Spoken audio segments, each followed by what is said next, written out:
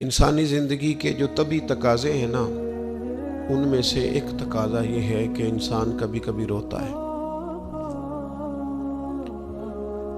اور جب وہ رو لیتا ہے تو اس کا دل ہلکا ہو جاتا ہے۔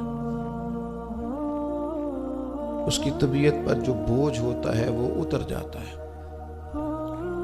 کسی شخص کو کوئی گہرا صدمہ اگر پہنچتا ہے، اس کے کسی قریبی کا انتقال ہو جاتا ہے یا وہ کسی آزمائش کا شکار ہو جاتا ہے اور اس کے آنسو نہیں نکلتے تو لوگ کہتے ہیں یہ بیمار ہو جائے گا۔ اگر یہ رو نہیں رہا تو یہ شدید ذہنی دباؤ کا شکار ہو جائے گا۔ انسان روتا ہے، آنسو نکل آتے ہیں تو اس کی طبیعت سے بہت ساری چیزیں، بہت سارا بوجھ ہٹ جاتا ہے۔ رونا اللہ تعالیٰ نے انسانی فطرت کا تقاضا بنایا ہے کہ جس طرح وہ خوش ہوتا ہے، ہنستا ہے، تو اس کے چہرے سے وہ چیزیں آشکار ہوتی ہیں، تو اسی طرح جب وہ رو پڑتا ہے اور آنسو اس کے رخساروں سے چھلک آتے ہیں تو یہ اس کے غم کا اظہار ہوتا ہے۔ ہمارا یہ مسئلہ ہے کہ روتے بہت زیادہ ہیں لوگ اور کثیر تعداد میں آنسو بہاتے ہیں، لیکن منظر تکلیف کا یہ ہے کہ بندے بندوں کے لیے روتے ہیں، بندے دولت کے لیے روتے ہیں، اقتدار کے لیے روتے ہیں، من چاہی زندگی کے لیے روتے ہیں، بندے حصول زر کے لیے روتے ہیں۔ ہمیں کہا گیا تھا رو، لیکن رونا اللہ رسول کے لیے۔ ایک تو بندوں کے لیے نہیں رونا اور ایک بندوں کے سامنے نہیں رونا۔ رونا ہے تو اللہ کے لیے، اس کے محبوب کی محبت کے لیے، اور چونکہ یہ معاملہ ہی اللہ رسول کے ساتھ ہے تو پھر بندوں کے سامنے کیا رونا؟ جب ان کے لیے رونا ہے تو پھر ان کی بارگاہ میں رونا ہے۔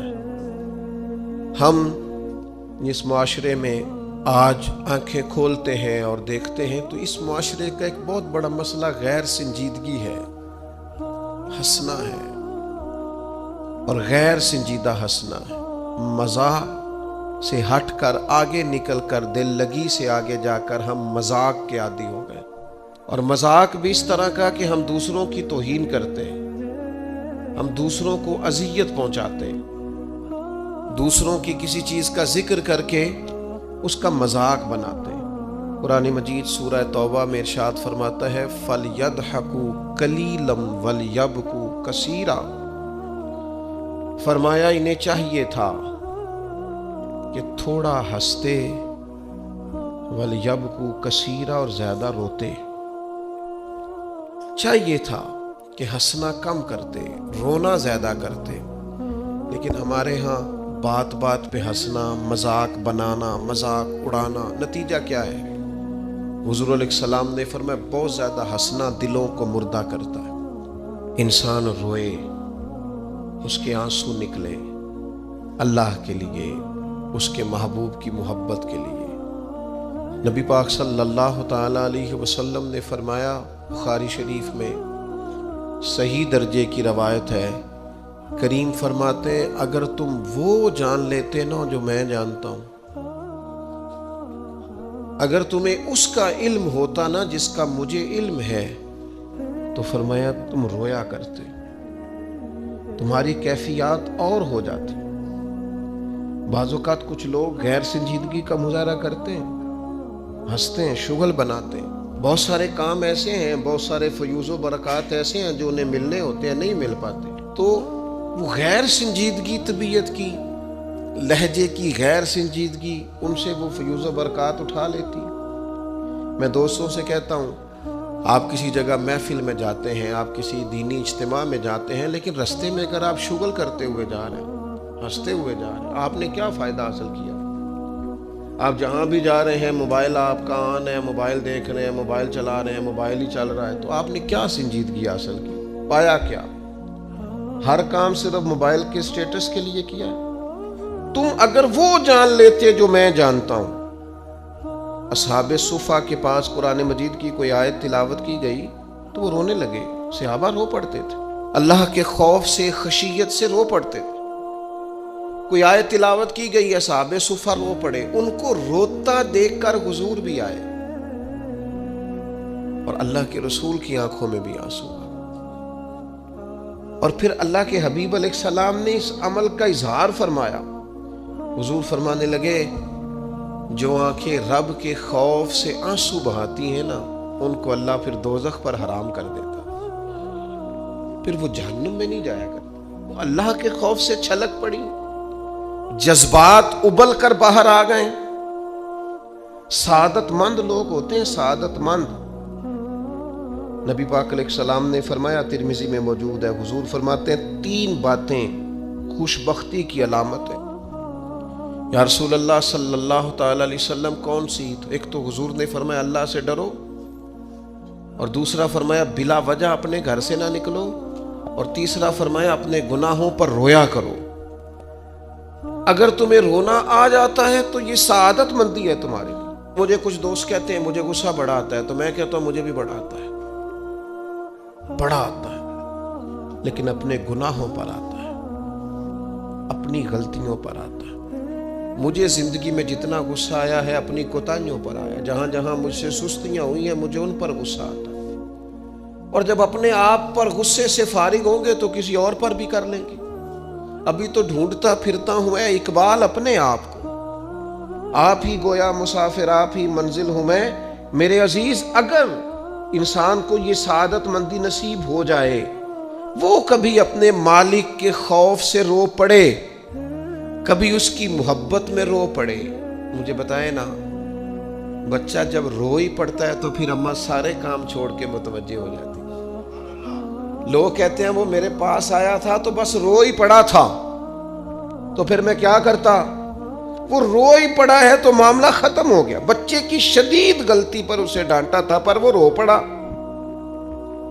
نرم ہو گیا دل ماں کا، باپ کا، چچا کا، بڑوں کا، چونکہ وہ رو پڑا ہے۔ عزیز بھائی، جب تو بھی رب کی بارگاہ میں رو ہی پڑے گا نا، جب تو اس کی خشیت سے ٹوٹ ہی جائے گا، جب اس کے حضور آ کے عرض کرے گا نا مالک میں کہاں جاؤں تیری بارگاہ میں نہ ہوں، کہاں جاؤں۔ اعلیٰ حضرت بریلوی رحمۃ اللہ علیہ کے والد تھے، بڑے درد سے دعا کرتے تو لوگ ان سے دعائیں کرایا کرتے تھے، اور عجیب سے نا دعا کے اندر محو ہو جاتے تھے۔ اپنے لفظوں میں بات کروں تو بڑی کھوب کے دعا کرتے سن۔ اے بعض بندے رٹیاں رٹائیاں دعاواں کرتے، بس وہ ٹھیک ہے، ہاتھ اٹھا دیے، جو مولانا صاحب کہیں گے ہم بھی، وہ بڑے محو ہو کے دعا کرتے تھے۔ کسی نے ان سے کہا حضرت اتنی للہیت سے اور اتنی محویت سے اور اتنے ذوق سے دعا کیسے؟ فرمانے لگے میں نے اپنی بیوی سے طریقہ سیکھا ہے۔ سیکھنے والے سبھی جگہ سے سیکھتے، اپنے بچوں سے بھی سیکھ لیتے، اور جن کا خیال ہونا ہمارے پاس کل عقل آ گئی ہے، وہ بیچارے عقل کو خیر بات کہہ دیتے ہیں۔ جن کو سارا ہی پتہ ہے انہیں کچھ پتہ نہیں، کہتے بیوی سے سیکھا ہے دعا مانگنے کا طریقہ۔ حضرت وہ کیسے؟ فرمانے لگے اسے کوئی کام تھا مجھ سے، کوئی گھر کا خرچہ تھا، اس نے بتایا خرچہ، میں نے اسے کہا ابھی میرے پاس پیسے نہیں ہیں، آتے ہیں تو دوں گا۔ 2-4 دنوں کے بعد پھر اس نے کہا، میں نے کہا تھا گھر کے خرچے کے لیے کچھ پیسے، تو فرماتے ہیں میں نے کہا ابھی میرے پاس نہیں ہے، آتا ہوں تو دیتا۔ عورتوں کی عادت ہوتی ہے بار بار یاد کرانا، کہتے اس نے پھر یاد کرایا۔ وہ میں نے گزارش کی تھی کچھ پیسے چاہیے، فرماتے مجھے غصہ آ گیا۔ میں نے کہا تو کیا روز ایک ہی بات کرتی ہے، تجھے کہا ہے نا ابھی پیسے نہیں ہیں، آتے ہیں تو دے دوں گا۔ ہر روز یاد کرانے کا کیا مطلب ہے؟ ایک ہی بات کا رٹا لگایا، پیسے چاہیے، پیسے ٹھیک ہے، خرچ ہے، آپ ٹھیک کہہ رہی، پر ابھی نہیں میرے پاس۔ کہتے میں نے ڈانٹ دیا۔ سعادت مند خاتون تھی، حوصلے سے ڈانٹ برداشت کی، تو کہنے لگی غلطی ہو گئی، مجھے نہیں بار بار کہنا چاہیے تھا، آپ تو ناراض ہی ہو گئے، لیکن ایک بات یہ کہنی تھی کہ آپ ہی میرے شوہر ہیں، میں آپ سے نہ کہوں تو پھر کس سے جا کے کہوں؟ آپ سے ہی کہنا ہے نا، میرے آپ ہے نا میرے سر کے تاج، تو کس سے اور کہوں؟ میں اور کسی سے کہوں؟ شیخ فرماتے ہیں میرے ہاتھ میں کچھ چیز تھی، ہاتھ کانپا، وہ چیز گری، چھم چھم میرے آنسو ٹپکے۔ چھم چھم میں رو پڑا. تو خاتون کہنے لگی آپ کیوں روئے, کیا ہوا؟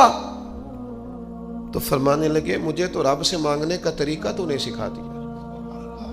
جب میں اس کی بارگاہ میں عرض کروں گا نا مالک بڑے دروازوں پہ گیا ہوں کوئی نہیں میری سنتا, بڑے درد کے ساتھ میں نے کہا ہے پر فریاد کو کوئی نہیں پہنچا. اے اللہ تو ہی میرا رب ہے, پھر تجھے نہ کہوں تو کس کی بارگاہ میں جا کے کہوں. میں بیمار ہوں اور شفاؤں کے لیے ترس گیا ہوں, میں مقروض ہوں اور جان چھڑانے کے لیے ترس گیا ہوں, میں کمزور ہوں اور سعادت پانے کو ترس گیا ہوں, میں بے کیف ہوں اور سجدوں کی لذت کے لیے بے چین ہو گیا ہوں, میں بے کیف ہوں اور چاہتا ہوں میرا قرآن پاک کی تلاوت سے دل لگے, پر مالک جب توفیق تو دینے والا ہے تو پھر تجھ سے نہ کہوں تو میں کس سے جا کے کہوں. نبی پاک صلی اللہ تعالی علیہ وسلم نے فرمایا 2 آنکھیں دوزخ میں نہیں جائیں گی. یا رسول اللہ صلی اللہ علیہ وسلم اتنا کرم, وہ 2 آنکھیں کون سی ہیں؟ فرمایا ایک وہ جو اللہ کی راہ میں رات جاگتی رہی, کسی سرحد پر پہرا دیا, کوئی ڈیوٹی کی, کوئی خدمت کی راہ خدا میں, جو آنکھیں بیدار رہی راہ خدا میں دوزخ میں نہیں جائیں گی. اور دوسرا فرمایا جو رب کی یاد میں رو پڑی, جس سے خشیت آئی, جو ڈر گیا پر ڈرا اللہ کے لیے. آنسو فارسیل نہ ہو, کوئی اداکاری کا ماحول نہ بنائے, وہ اس طرح نہ ہو رو رو کے دعا, رکت انگیز دعا, اور فلاں کیا بات, فلاں کے بڑا رلایا اور فلاں میں بڑا درد تھا اور فلاں کے آنسو نکل آئے اور پیر صاحب قبلہ رو ہی پڑے. فارسیل نہ ہو چیزیں, اداکاری نہ ہو, اس کی طبیعت پر پورا اثر ہو. اور جب خشیت کے ساتھ وجود کانپتا ہے, وہ کسی نے کہا تھا کہ آنسو قربت کا سبب ہوتے ہیں. جب آپ کی روح کسی کی روح سے ملتی ہے تب آنسو نکلتے ہیں. جب تو اللہ سے پورا جڑ جاتا ہے نا, جب رسول کائنات کی بارگاہ سے تیری پوری توجہ لگ جاتی ہے, پھر آنسو بن کر دل تے پہاڑ پوے جس ویلے ادو پہاڑ بناون اکھیاں, بے درداں محبوباں دے سارے ناز اٹھاون اکھیاں. عزیز دوست, جب آپ پورے طور پر جڑ جاتے او یارو, کتنا روئے ہیں مسلمان اقوام متحدہ کے سامنے جا کے,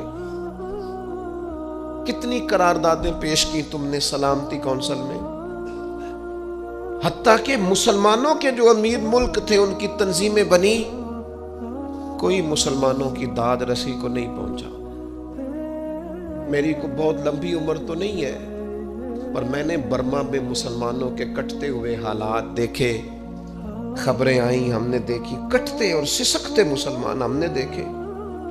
ہم نے دیکھا لیبیا پہ حملہ ہوا اور ٹوٹ گیا سارا ملک. میں نے وہ منظر دیکھا جب غوث پاک کے بغداد میں بمب گرے.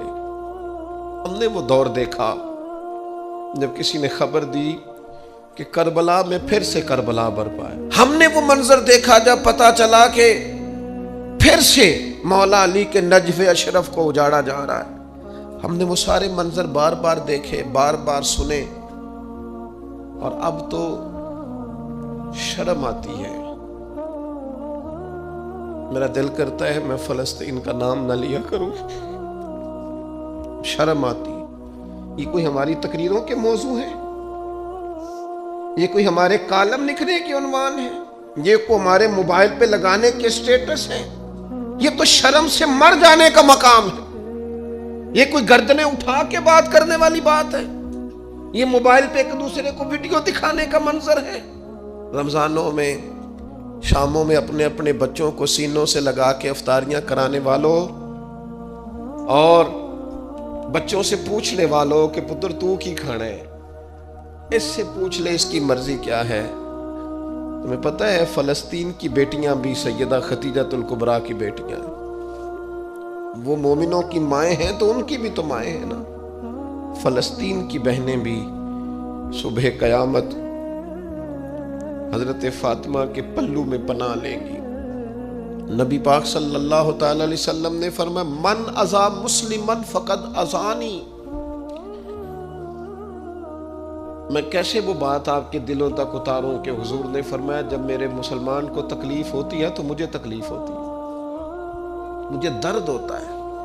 اس رسول کی امت جو کافروں کی رسیاں زور سے باندھی جائیں تو حضور فرمائیں ڈھیلی کر دو، یہ ہائے ہائے کرتے ہیں تو مجھے نیند نہیں آتی۔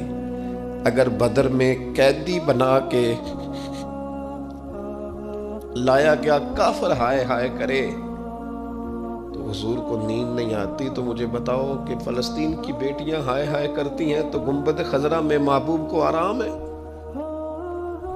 میرے عزیز، بے حسی کی زندگی، چھوٹے موٹے بیانات، تو بھی کہہ دے تھوڑا سا فلانے کا بیان نہیں آیا، کیا کرنا ہے بیان دے کے، کیا بات کرنی ہے تذکرہ کر کے؟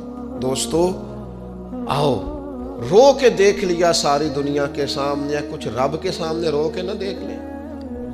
اب اسے کہے نا، اب حضور کی بارگاہ میں عرض کر کے نہ دیکھ لے کہ تجھ سے فریاد ہے اے گنبد خضرا والے، اب کعبے والوں کو ستاتے ہیں کلیسا والے، اور کی اگر تو نے دل مسلم کی دل جوئی نہیں، پھر ہمیں تانا دیں گے بت کہ مسلم کا خدا کوئی نہیں۔ اب اللہ رسول کی بارگاہ کی طرف رجوع نہ کر لیں، اب چھوڑ نہ دیں سیاستدانوں کے گلے، اب چھوڑ نہ دیں دنیا اقوام متحدہ کی بات اور سلامتی کونسل کی بات، اب اپنے اللہ کی جانب رجوع نہ کریں۔ دیکھو نا، نبی پاک صلی اللہ تعالی علیہ وسلم نے ہمیں فرمایا تمہارے آنسو قدر والے ہیں، رب رسول کی بارگاہ میں بہانا، ان کو ضائع نہ کرنا۔ عزیز بھائیو، یہ آنسو جو اللہ رسول کی بارگاہ کی طرف بہتے ہیں، یہ اللہ کی رحمت کو متوجہ کرتے ہیں، یہ مالک کریم کے کرم کو مائل کرتے ہیں۔ ہمارا مسلح آباد ہونا چاہیے۔ وہ مجھے ایک دوست کہنے لگے صرف دعا کریں فلسطین کے لیے، آپ نے کہا جم کے دعا کریں، صرف دعا کرنے سے کیا ہوتا ہے؟ میں نے کہا دعا کرنے سے پہاڑ ہل جاتے ہیں اپنی جگہ سے۔ میرے رسول پاک رات کو دعا کریں تو صبح فاروق اعظم جیسے لوگ آ جاتے ہیں دین اسلام۔ نبی پاک علیہ السلام رات دعا کریں نا، دعا، اور بدر کی رات حضور دعا کریں تو اللہ 7,000 فرشتوں کو بھیج دیتا ہے مسلمانوں کی مدد کے لیے۔ صحابہ فرماتے ہیں میدان بدر میں ہم کسی کو قتل کرنا چاہتے تھے لیکن اس کی گردن پہلے سے کٹ کے گر جاتی تھی، فرشتے آئے ہوئے تھے۔ آج ہمارے ساتھ اللہ کی مدد ناراض ہو گئی ہے، ہم سے رب کی مدد ناراض ہے۔ ہماری مجموعی غلطیاں، قومی کوتاہیاں، بددیانتیاں، رشوت خوریاں، ہمارے جھوٹ، ہماری بد اخلاقیاں، مجموعی طور پر سوسائٹی کی مادہ پرستی، اخلاقی رویوں کی گراوٹ، لوٹنا، اپنا حصہ وصول کرنا، جگہ جگہ پہ کمیشن مقرر کرنے، ہر شخص کا ذات کے لیے سوچنا، اللہ کی مدد پھر روٹ جایا کرتی ہے، ناراض ہو جایا کرتی ہے۔ سب سے ضروری کام یہ ہے، سب سے ضروری کام کہ اللہ کی مدد شامل ہو۔ سب سے، ایک صحابی تھے، ایک جگہ انہیں شہید کیا جا رہا تھا، تو کافر چاہتے تھے کہ ہم ان کی لاش کو معاذ اللہ ثم معاذ اللہ بے حرمتی کریں۔ انہوں نے عرض کی مالک تو میرا مددگار ہے، اس بیابان جنگل میں میری مدد کرنا۔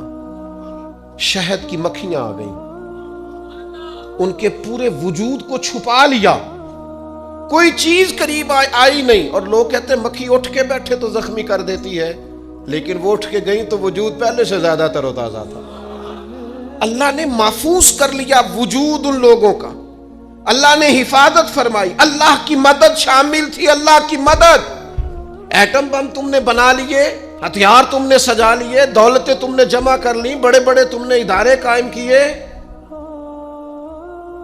اب ایک کوشش اور بھی کرو، رب رسول کی بارگاہ میں رو تاکہ تمہیں اللہ کی مدد بھی ملے، تمہارے اندر حوصلہ بھی پیدا ہو، تمہارے اندر شعور بھی بلند ہو، اپنی ذات سے اٹھ کر سوچنے کی تمہیں طاقت بھی میسر آئے۔ میرے عزیز، اگر اس کی بارگاہ میں رونا آ جائے نا، اس کی بارگاہ میں اسے منانا آ جائے تو پھر تو کیفیات ہی کچھ اور ہو جاتی ہیں۔ کتنا کو روئیں بھلا؟ حضور فرماتے ہیں بہت لمبا تم نہ بھی نہ رونا، اگر مکھی کے یا مچھر کے پر کے برابر بھی تمہارے آنسو نکل گئے نا، میں اب اس سے زیادہ کیا آپ کی بارگاہ میں بات عرض کروں۔ حضور فرماتے ایک مکھی اور مچھر کے پر کے برابر بھی تیری آنکھ سے آنسو نکل آیا، شرط یہ ہے نکلے ریاکاری کے لیے نہیں، نکلے اللہ کی رضا کے لیے، اس کی خشیت میں نکلے۔ فرمایا اگر مکھی کے پر کے برابر بھی تو رو پڑا تو اللہ تعالیٰ تیرے لیے دوزخ سے آزادی لکھ دے گا۔ اور نبی پاک صلی اللہ تعالی علیہ وسلم نے بیان فرمایا ہے، حضور فرماتے جو اللہ کے خوف سے رو پڑے نا، جس طرح بھینس بکری گائے کے تھنوں سے نکلا ہوا دودھ دوبارہ تھنوں میں نہیں نہ جاتا، اسی طرح جو رب کی یاد میں رو پڑے وہ دوزخ میں نہیں جاتا۔ یہ مثال دیکھیں کیسی دی حضور نے سمجھانے کی۔ اگر کبھی رونا آئے اس کے لیے تنہائی کا انتخاب کریں، مجموع میں نہیں۔ ایک بندے کو حضرت عمر نے مجمع میں روتا دیکھا تو فرمایا یہ کام تو اکیلے میں کرتا، تیرے لیے برکت والا ہوتا، تیرے آنسو نکلیں، تیرے رخساروں پہ بہیں۔ اور شیر خدا تو شیر ہے نا، حضرت مولا علی شیر خدا فرماتے ہیں اگر تیری آنکھوں سے کبھی آنسو نکلے نا اللہ کی یاد میں، حضور کی محبت میں، تو فرمایا ان آنسوؤں کو پوچھنا نا، ان کو چہرے سے صاف نہ کرنا، یہ تو آنسو اس قابل ہیں کہ تیرے رخساروں پہ رہے، یہ تو روشنی ہے تیرے چہرے کی، تیری چاہت میں روتا ہوں، تیرے لیے آنسو بہاتا ہوں۔ میرے عزیز، انبیاء ہو، صلحاء ہو، اتقیاء ہو، صحابہ ہو، اہل بیت ہو، جم کے آنسو بہے۔ جنہیں رونا آ گیا نا انہیں منانا آ گیا، جنہیں رونا آ گیا ان پہ رحم آ گیا، جن کی آنکھیں چھلک پڑیں وہ محبوب کو پا گئے۔ شرط یہ ہے کہ تنہائی ہو، بندہ اکیلا ہو، رج روئے، اور روئے اللہ رسول کے لیے، ان کی بارگاہ میں روئے۔ باہر تو نکلے تو پھر تو منہ دھو کے نکلے نا، آنسو بندوں کو نہیں دکھانے، آنسو اللہ رسول کو۔ میری آپ سے درد سے گزارش ہے، میں نے جیسے کہا نا دعائیں بڑا انقلاب برپا کرتی ہیں، ایک رات صرف میرے کہنے پر 2 رکعتیں نماز پڑھیں، پھر استغفار پڑھیں 70 بار، پھر اتنا ہی حضور کی بارگاہ میں درود و سلام عرض کریں، پھر رج کے روئیں، اللہ سے عرض کریں اللہ اس وطن کے حالات بھی بدل دیں، اللہ امت کے لیے بھی آسانی کر دیں، اللہ تعالیٰ فلسطین کے مسلمانوں کے لیے خیر فرما دے۔ ہم اگر اجتماعی طور پر اور انفرادی طور پر اپنے رب کی بارگاہ میں دعاؤں کا رشتہ مضبوط کریں گے نا تو وہ بڑا ہی کریم ہے۔ جب اتنے سارے لوگوں کے ہاتھ اٹھتے ہیں نا، میں یہاں بھی کئی دفعہ لمبی دعا کرتا ہوں جمعے کے بعد، سوچتا یہ ہوں اتنا بڑا مجمع ہے، ہزاروں لوگ ہیں، تو ہو سکتا ہے کسی ایک نیک آدمی کی آمین سے کئیوں کا بھلا ہو جائے، کئیوں کے۔ تو جم کے دعائیں کریں، اپنا رشتہ اپنے رب سے مضبوط کریں، ہر روز رات کو اللہ کے حضور حاضر ہو کے اپنے کو حساب کے لیے پیش کریں، خوبیاں ہوں تو سجدہ شکر، خامیاں ہوں تو دعا اور استغفار۔ اللہ تعالیٰ عمل کرنے اور سمجھ جانے کی توفیق عطا کرے۔ وما علینا الا البلاغ۔